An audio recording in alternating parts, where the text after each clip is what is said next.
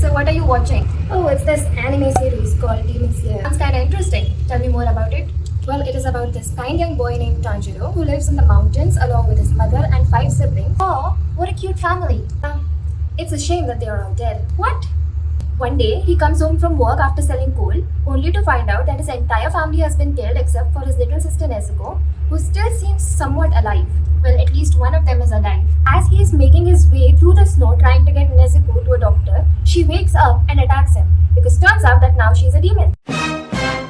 Just as all seems lost for Tanjiro, this emo-looking dude shows up and tries to kill Nezuko, but does a complete 180 on his original thoughts when he sees that Nezuko is actually trying to protect Tanjiro in the heat of battle, despite being a demon herself. Wait, dude, he just met them, right? If demons are like animals, then how does he know that it is sibling love and not just some animal instinct where she's trying to protect her prey from another predator?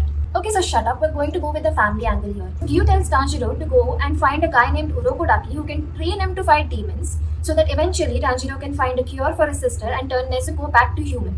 Nezuko now has to sit in a little box because she can't go out in the sunlight since it is dangerous for demons. Are they demons or are they vampires? Tanjiro does find this Urokodaki guy and get a typical training montage of him learning how to wield a sword, using something called a total concentration breathing to improve his swordsmanship and whatnot. Meanwhile, Nezuko has been under a coma for almost a year. With the help of some ghosts, he finally manages to cut a boulder which qualifies him for the final selection to become a demon slayer. What is this final selection? Final selection is an exam that all aspiring demon slayers have to go through and survive in demon-infested lands for like 5 days. And if they manage that, then they become demon slayers. And if not, then they get killed. That is very cruel. Why do they have to die? Why can't they just go back? So Tanjiro defeats a hand demon who has some beef with Urokodaki and survives all 5 days before coming down the mountain, and he's finally a demon slayer. He comes back home only to find that Nezuko is now awake. He gets his uniform, he gets a sword, and he even gets a crow. And he's finally ready to take on Demon Slayer missions. Wait, I thought Nezuko was just in a coma, right? Nezuko is now awake and we find out that sleep is a way for her to gain energy just like other demons survive on flesh and blood. That is very convenient. After that, we just have a cycle of Tanjiro and Nezuko going on quests, encountering demons, killing said demons, and we getting to see the demons' backstory so that we can feel bad for them. That is until one day they come across a demon Michael Jackson. What do you mean Demon Michael Jackson?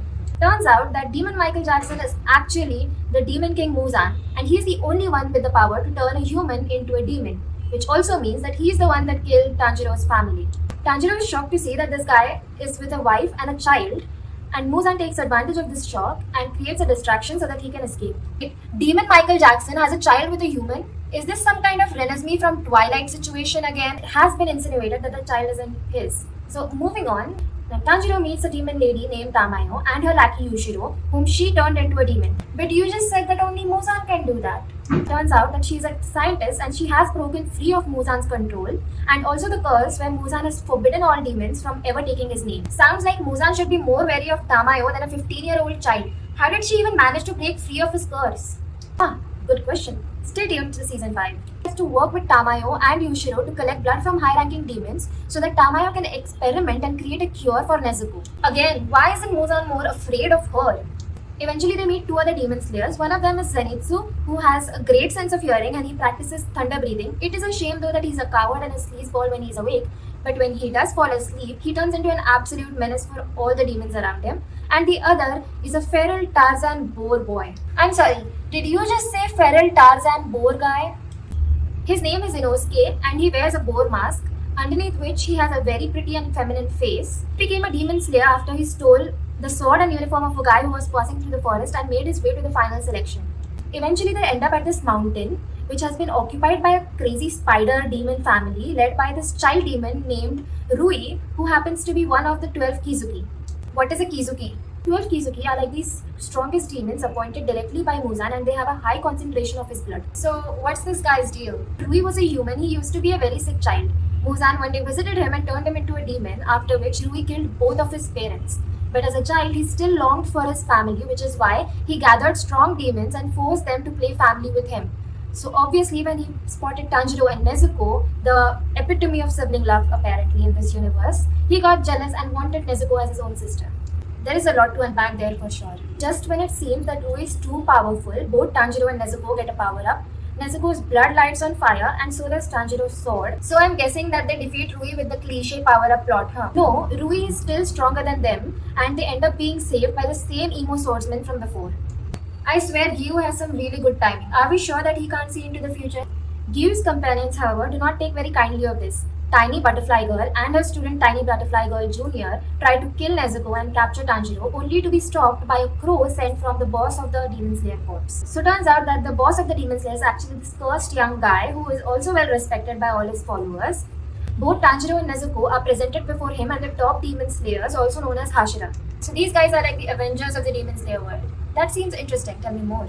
I'm going to ignore that you just call them the Avengers, but there is 9 of them, and all of them have one-liner interruptions till they are relevant to the plot. We have a giant crying priest, an angry white-haired guy with no eyebrows whatsoever, a guy who looks like if Orochimaru and Kakashi from Naruto had a love child, a bubbly love-obsessed girl, a loud sunshine character who would eventually become a fan favorite, an airhead child, the tiny butterfly girl from before, a white-haired narcissist with flashy eye makeup, and finally the emo guy Gyu. Back to the plot.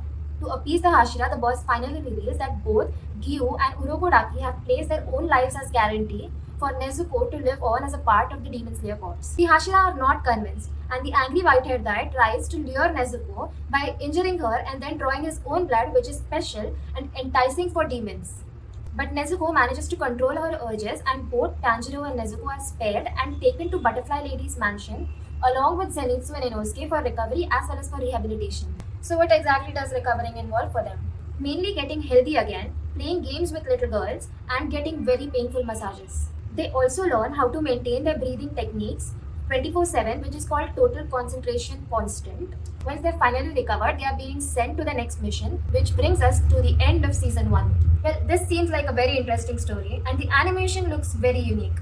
I'm definitely hooked. So tell me what happens in season 2.